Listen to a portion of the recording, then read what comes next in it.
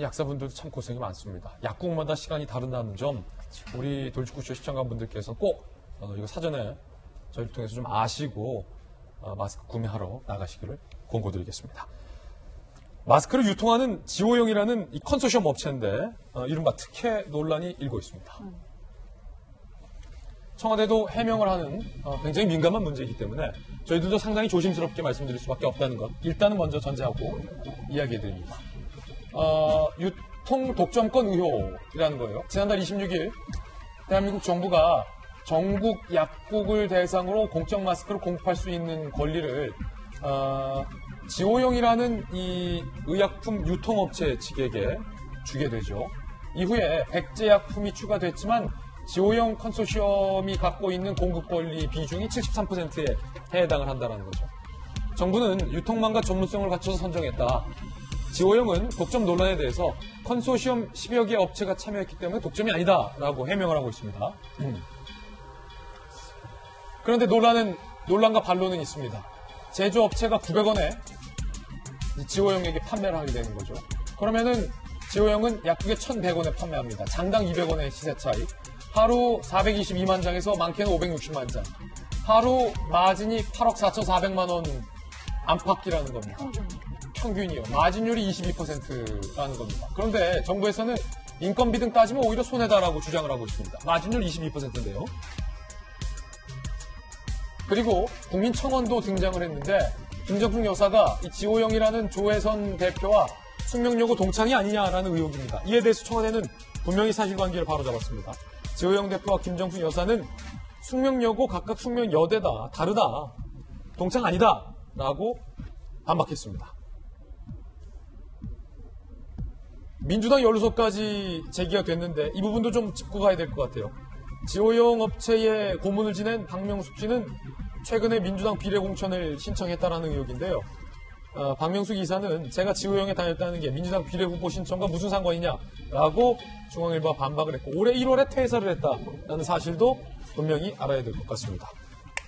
일단은 영부인과 지오용의 대표가 친구 아니냐, 그래서 특혜를 준 거 아니냐라는 것은 청와대 해명에 따르면 사실이 아닌 것으로 확인이 된 것 같고요. 지오용이라는 업체의 이사가 민주당과 연루되어 있는 건 아니냐라는 것도 1월에 이분이 퇴사를 했기 때문에 상관관계는 조금은 떨어져 보입니다. 그러면 김정희 교수님, 네. 22%의 마진이 있는데 그리고 70% 이상의 공급 권한을 갖잖아요. 이게 이른바 독점적 특혜를 정부가 준 거냐 아니냐의 논란은 한번 따져볼 것 같아요. 따져봐야 될 것 같아요. 글쎄요, 이게 컨소시엄을 거쳐가지고 선정이 됐다라고 하니까 그 자세한 부분은 향후에 좀 따져볼 필요는 있는데 저는 이 부분, 특히 마진율 부분이 좀 제가 좀 이해가 좀 안 되는 부분이. 왜냐면 약대 교수님으로서. 예. 왜냐하면 예전에 코로나19 사태 이전에 마스크 값이 1,000원 안팎이었거든요. 예. 지금 공적 판매가 1,500원에 판매가 되고 있습니다. 근데 그 사이에 여러 가지 마진 등 시장의 논리를 적용을 하다 보니까 일정 부분 마진이 생기는 건 맞는데, 근데 그 차액을 공적 판매, 공적 마스크인데 국민들이 지고 있거든요. 그러니까 지금 추경도 11조 이상이 이제 확정이 됐는데 이런 부분은 국가에서 좀 지원을 해야 되는 거 아니냐. 그렇게 되면 어쨌든 국가 차원에서 이런 마진 부분을 조정을 할 거거든요. 지금은 국민들한테 이 마진에 대한 부담감이 가기 때문에 어떻게 보면 마진율이 클 수가 있는데 국가 차원에서 예전 코로나19 전과 현재의 상태의 어떤 차액 부분을 국가에서 지원을 해주게 되면 국가 차원에서 마진을 당연히 조정을 할 겁니다. 네. 그러면 보다 합리적으로 이 부분이 조정이 될 텐데 어떤 그런 부분이 좀 아쉽고요. 이게 국민들한테 다 부담이 가는 거기 때문에 그래서 어쨌든 보면은 약국 같은 경우에는 어차피 그 유통구조상에 있는데 실제로 약국은 200장, 250장 팔아야 하루에 10만 원도 안 되는 마진율입니다. 어떻게 보면 약사분들이 본인들의 업무에 차질을 가면서 일정 부분 희생을 하면서 그럼요. 이거를 참여를 하고 있는 거거든요. 그래서 이런 부분은 국가에서 좀 더 신중하게 고려를 해야 되는 거 아닌가 하는 생각이 저도 듭니다. 이게 김 교수님 말씀에 동의하는 게요. 지오형 마진율이 높다고 저는 안 느껴져요. 왜냐면은 산술적으로 따지면 약국도 1,100원에서 1,500원이면은 그럼 34%입니다. 아니 34%나 붙여 먹어? 그런데 우리가 생각해보면 그게 전혀 아닌 거잖아요. 저도 구체적으로 모르겠습니다만은 지오형이 무조건 지금 유통하는 물건주에서 마스크를 최우선으로 배송하고 그런 게 있을 거예요. 그렇다면은 이 부분에 대해서 좀 국가가 추경도 하는데 저 부분 조금 부담하면은 좀 낮춰주는 게 맞지 않냐. 그러면 소비자들이 100%도. 마스크를 그렇죠. 구매할 수 있는 가격도 낮아지고. 그렇죠. 그러면 이런 논란이 있는 것 같아요, 장 교수님. 예. 왜 굳이 약국을 통해서 공급하려 하느냐라는 논란이 있잖아요. 예컨대 김정희 교수님 같은 경우는 저도 그랬고요. 예. 약국에서 이렇게 줄 서서 하면 안 된다. 차라리 주민센터, 동사무소, 우체국 등에서, 왜냐면 지역에 다 있고 또 유통망이 지호형도 잘 되어 있지만 사실은 우체국의 유통망이 전국 유통망을 자랑하니까 공적인 기관에서 유통을 해서 배부를 하면 더 효율적일 것이다. 그러면 굳이 지호형이라는 사설 업체를 안 껴도 되고, 그렇기 때문에 유통비가 증가돼서 마스크 값이 올라가지도 않을 것이고, 이런 논란이 있는 것 같아요. 저는 지금 장당 뭐 100원, 200원 마진 보는 유통업체와 400원, 500원 보는 약국과 이 얘기에서는 차원이 다른 게, 약국은 물량이 제한돼 있어요. 소수로 250장. 400원씩 해봤자 얼마죠? 10만 원? 최대 10만 원 마진입니다. 하루 마진율이.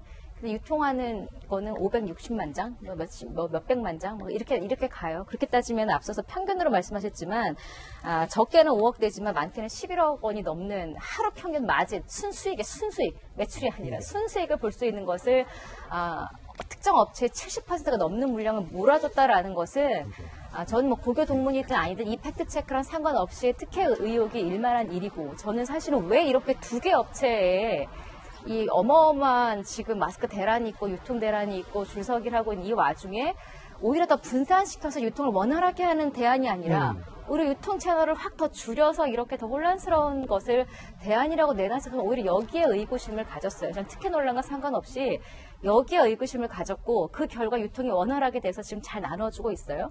여전히 몇 시간씩 줄을 서고 오히려 유통업체가 줄어서 그러는지는 모르겠습니다만, 도착 시간이 제각각이에요. 차라리 아침 9시 땡 시작을 하면 줄 서는 거 의미가 있을 수도 있어요. 그리고 앞서 시간 확인하고 가시라고 했는데 확인할 때가 있어요? 없어요. 약국에 전화해봤자 전화 통화 안 돼요. 그리고 이게 말이 돼요. 저는 아침 9시에 시간이 되는데 2시부터 나눠준다 그러면 못 간다는 거잖아요. 오부제 하는 의미가 아무 소용이 없어요. 그리고 앞서 성인, 유아, 어린이 이런 이야기 하는 것도 저는 주민자치센터를 왜 자꾸 이야기했냐면, 거기는 인구 통계가 다 나와 있잖아요. 우리 자치센터에 인구가 몇 명이고 그중에 성인이 몇 명, 아이가 몇 명 다 있기 때문에 차라리 여기에서 획일적으로 물량을 나누면 굉장히 효율적으로 우리 지역의 인구 대비, 나이대 대비 인구 쭉쭉 할 수가 있는 이 부분을 저는 왜 굳이 이렇게 약국을 통해서 해야 됐었을까?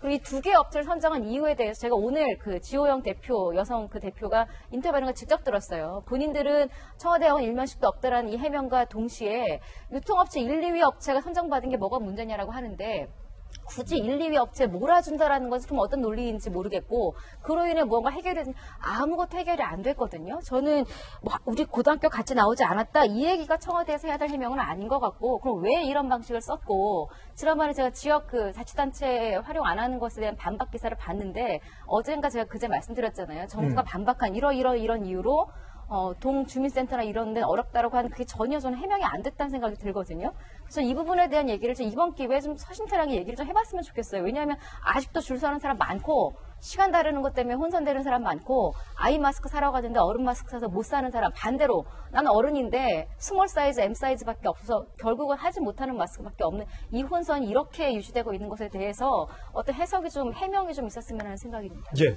사실 마스크 개당 지호영한테 주는 200원이 정부에서 이제 작아 보인다고 이야기를 하지만, 이렇게 한번 생각해 보세요. 지호영은 생산업체가 아닙니다. 유통업체예요. 제조업체가 예. 모든 걸 생산해가지고 박스에 넣어가지고 결국은 배송하는 업체밖에 안 돼요. 그런데 요즘 여러분들 아시는 것처럼 모바일로 주문하게 되면 배송비가 2,000원대로 지금 떨어져 있습니다. 그런데 약국에 200개를 담아가지고 가게 되면 이 박스 하나에 배송비가 200 곱하기 200 해가지고 4만 원이에요. 그러니까 인터넷으로 배송비가 2,000원대인데 이 지금 지호영한테는 4만 원씩을 주고 있는 거거든요. 그런 점에서 어떻게 보면은 누구랑 어떤 커넥션이 있다, 이건 전부 이제 가짜뉴스로 밝혀졌지만, 적어도 과도한 배송비를 주고 있다 하는 것은 정부도 좀 인식을 하셔야 될 것 같습니다.